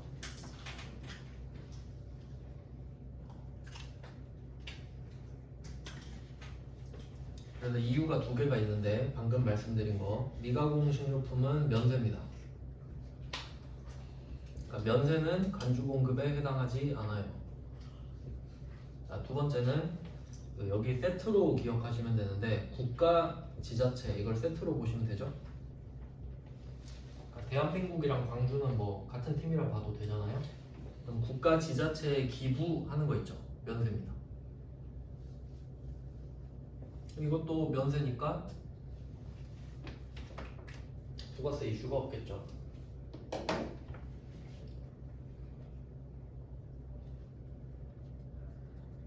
그러니까 결론은 왜 이걸 두 개를 때려 박았냐면 둘 중에 하나라도 알면 맞히게 해줄게 이런 느낌이죠. 뭐 그럴 수 있죠. 그리고 이제 한번 생각해 보세요. 그러면 국가 지자체 말고 딴 데 기부해 볼까요? 국가 지자체 말고 다른 데 기부할 수 있잖아요. 뭐 고아원이나 양로원이나 이런 데 기부할 수 있죠? 간주공급이에요. 그 왜 이렇게 해놨을까요? 그러니까 여러분이 만약에 라면 회사야, 농심이에요. 그럼 신라면을 기부하고 싶어. 고아원에 가가지고 1,000만 원어치 신라면 기부하겠습니다. 딱 했어요. 그럼 국세청 직원이 와가지고 짝짝짝 해주고 오 좋은 일 하시네요. 그리고 부가세 100만 원 주세요. 원래 팔면 1,000만 원이잖아요. 이렇게 말해. 근데 국세청에 기부하겠대. 그럼 오 박수치고 끝. 면세니까. 그 말은 뭐겠어요? 우리한테 기부하세요. 그럼 부가세 안 내잖아요. 국세청이 돼야 세법을 잘 알 수 있어요. 그럼 이해되시죠? 딴 데 기부하면 부가세 내셔야 되는데 우리한테 기부하면 부가세 안 내도 돼요. 그러니까 우리한테 주세요. 그 말이에요. 지들이 알아서 기부를 하거나 그러겠죠. 그래서 그런 취지가 있어요. 그래서 면세 알아봤고 어쨌든 얘는 기부금이긴 한데 그래서 여기서 기부금을 하나 잘 알아두셔야 돼요. 지금은 상관이 없는데 면세니까 상관이 없잖아요. 그러니까 기부금에다가 사업 무관 이렇게 써놔야 돼요. 사업과 관련 없다.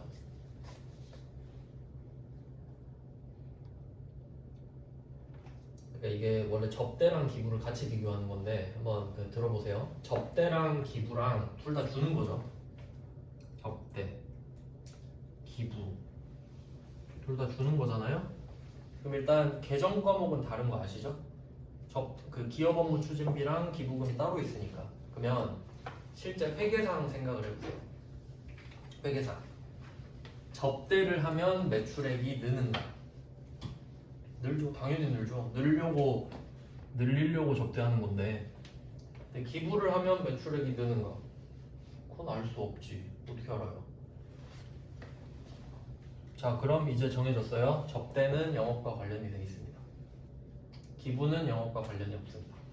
그래서 기업 업무 추진비는 번호가 500번, 800번이고 기부금은 900번이에요. 그럴 수밖에 없겠죠, 번호가. 왜냐면 기부금은 사업과 관련이 없으니까 500, 800일 수가 없어요. 영업 외 비용으로 빠지는 거지. 그러면 이미 900번으로 나온 것 자체가 사업과 무관하다는 걸 말을 해주고 있는 거죠. 그럼 이거 간주공급 대상 되겠네. 이렇게 해석이 되는 겁니다. 간주공급은 상관이 없는데 부가가치세 쪽에 관련이 있으니까 미리 말씀드린 거예요. 그러니까 기부금은 사업과 무관하다 이렇게만 알고 계세요. 일단 써먹을 날이 오고.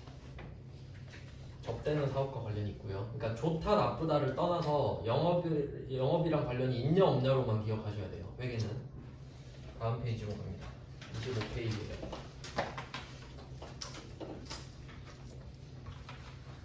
자, 25페이지 9번. 이번에는 특별 재난지역의 기부 표시할게요. 특별 재난지역의 기부 면세입니다. 그러니까 사실 이걸 기억할 필요는 없는 게 실무에서는 여러분이 상황에 맞춰서 일반 전표, 메인 매출 전표를 골라서 쓰셔야 되잖아요. 근데 시험에서는 일반 전표 문제 6문제, 메인 매출 전표 6문제 그렇게 내요. 그러니까 그냥 이 문제를 일반 전표에 내면 메인 매출 전표가 아닌 거예요. 근데 그렇게만 하면 수준이 낮아져 버리잖아요. 그러니까 말씀을 드리는 겁니다. 왜 아닌지. 특별재난지역은 그냥 대통령이 선포할 거예요 아마. 그러니까 예를 들어 뭐가 있다고 해야지. 옛날에 포항에 지진 났을 때 있죠. 그럼 바로 딱 선포를 해버려. 그럼 거기에 물건 보내면 면세거든요. 그런 느낌으로. 그 다음에 10번은 창고에 보관 중인 제품 720만 원이 화재로 인하여 소실됐다. 불에 탔대요. 근데 이거 상식적으로 불에 탔는데 국세청 직원이 이거 팔면 부가세 내야 되잖아요. 이러진 않겠죠. 이건 아닌 거지 당연히. 그래서 얘는 간주 공급이 당연히 아닙니다. 그럼 아닌 이유들 쭉 봤죠? 그러니까 사업에 관련된 거랑 면세는 간주 공급이 아니지. 불에 탄 것도 아니고. 크게 세 가지로 나눌 수 있겠죠? 사업과 관련됐다. 그리고 면세다. 불에 탔다. 이거는 봐주겠다. 간주 공급 아니다. 이렇게 됩니다. 그 다음에 뒤쪽은 좀 지역적인 것들은 빼고 간단한 거 위주로만 봐야 되는데 이게 세무 200자료다 보니까 간단한 거는 26페이지에 2번, 3번 요걸 봐야겠네요. 2번, 3번, 2번을 먼저 한번 보겠습니다. 2번은 이게 되게 그 문제 중에 까다로운 문제인데 한 문제인데 일반 점표 입력이랑 결산 자료 입력에 반영하라 이렇게 돼 있죠. 그러면 두 번 해야 되기 때문에 사실 두 문제거든요. 두 문제 풀라고 해놓고 한 문제예요. 그리고 세무 1급은 심지어 2점 줘. 우린 3점인데. 근데 우리는 어떻게 되냐면 이 두 가지 작업을 둘 중에 하나를 내요. 그러니까 결국 둘 다 할 줄 알아야 돼요. 다 내진 않고 둘 중에 하나를 내는데 그럼 한번 볼게요. 자, 12월 31일입니다. 자, 수량 한번 볼게요. 수량이 10,000개라고 돼 있죠. 장부상 수량이 10,000개입니다. 그럼 장부에 10,000개가 써 있어요. 네, 창고에 가서 봤는데 실사 후 수량이 9,800개예요. 그러면 10,000개에서 9,800개로 화살표를 좀 해보세요. 그럼 이 상황을 판단을 먼저 하면 나는 제품이 10,000개 있는 줄 알았어. 근데 창고에 가보니까 9,800개가 있네요. 네, 팩트가 뭐죠? 실사 후 수량이 팩트죠? 장부는 잘못됐을 수도 있잖아요. 그러면 10,000개가 잘못된 거네요. 그러면 진짜로 바꾸니까 마이너스 200개가 줄었죠? 그러니까 마이너스 200 이렇게 써두시면 되겠죠? 수량이 마이너스 200. 그래서 지금처럼 재고자산이 수량이 줄어드는 걸 감모 손실이라고 합니다. 재고자산이 수량이 줄어들면 이걸 감모 손실이라고 하는데 뜻은 감소했다. 그리고 모자가 좀 달았다는 느낌이죠. 마모됐다 할 때. 그러니까 줄어들어서 없어졌다 이런 느낌으로 보시면 돼요. 그러면 감모 손실이구나 파악을 할 수 있죠. 200개. 그리고 단가가 1,000원. 장부상 단가가 1,000원이고 단위당 시가가 1,300원인데 이것도 생각을 잘해야 됩니다. 장부상 제품이 1,000원이란 소리는 이거 하나 만드는데 1,000원 들었다는 소리거든요. 그리고 이걸 1,300원에 팔고 있어요. 그럼 1,300원에 팔 때마다 제품 매출 1,300원 찍으면 되죠. 그러니까 1,000원짜리를 1,300원으로 바꾸는 회계 처리는 안 해요. 그냥 1,300원에 팔 때마다 회계 처리하는 거지. 맞죠? 그러니까 가격에 대해서 회계 처리 안 한다는 소리예요. 네, 맞죠? 그럼 가격은 상관없습니다. 근데 내가 200개가 줄어들었는데 내가 알고 있는 가격은 1,000원이죠. 그러니까 이 가격이 마이너스 200개 곱하기 1,000원 이렇게 들어가야 되죠. 그러면 마이너스 20만 원이죠. 그럼 여러분 20만 원 없어진 거 맞죠? 1,000원짜리가 200개 없어졌잖아요. 이게 포인트예요. 그러니까 가격은 안 건드리시면 돼요. 그럼 이 중에 회계 처리를 해야 되는데 표 밑에 보니까 40%만 정상 이거 표시하셔야 돼요. 40%는 정상. 자 그럼 또 따로 보는 거예요. 정상은 8만 원. 비정상은 12만 원. 이렇게 되겠죠? 자, 여기까지 맞죠? 자, 여기서 우리는 비정상만 회계 처리합니다. 자, 정상은 그냥 원래 그런 거예요. 옛날부터 원래 이 정도는 원래 없어져 이런 거 있죠. 약간 그냥 간단하게 예를 들면 술 만드는 회사 있죠. 술, 그 알코올이 주 원료잖아요. 그럼 술을 아무리 밀봉을 잘해놔도 시간 지나면 휘발되거든요. 그러겠죠. 조금씩 날아갈 거 아니에요. 그러면 이 회사들은 인정하겠죠. 아 원래 그 정도는 날라가 이럴 거 아니에요. 그러니까 그런 게 정상감. 근데 그 기준치가 있을 거 아니야. 한 5%는 원래 날라간다. 근데 오늘 보니까 8% 날라갔네? 그럼 3%왜 날라갔어? 이렇게 되겠죠.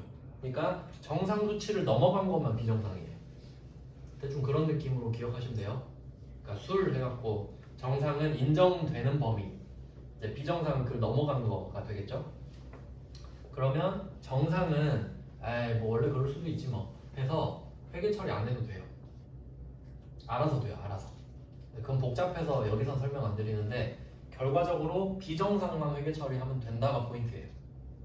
그러니까 간모는 비정상만 회계 처리를 한다. 그러면 없어진 건데 부가세 내라고는 안 하겠죠?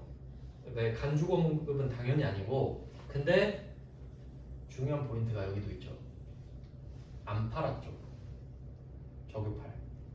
적유팔에 중요 표시해 놓을게요. 그러니까 없어진 건 정상은 회계 처리를 안 해도 돼.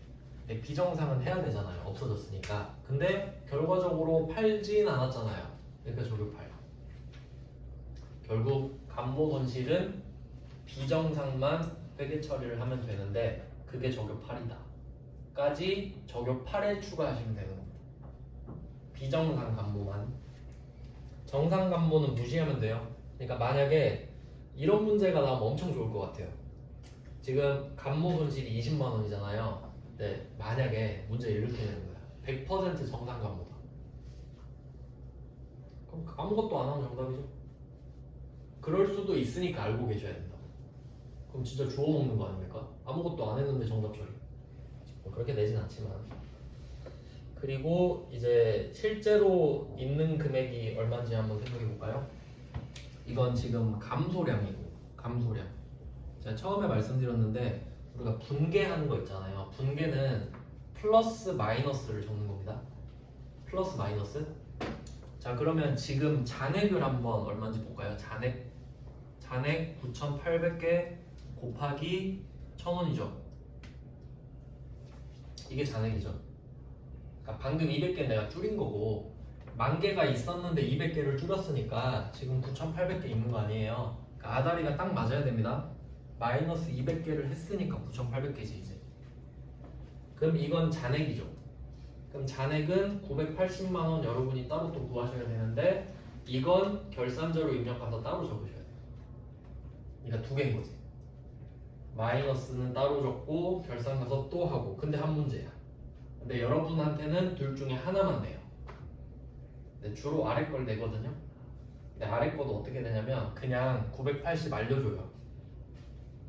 들어가서 980 적고 점표 추가 누르면 끝. 근데 원래는 이렇게 해야 돼서 제가 이렇게 이걸로 보여드리는데 우리한테 쉽게 나옵니다.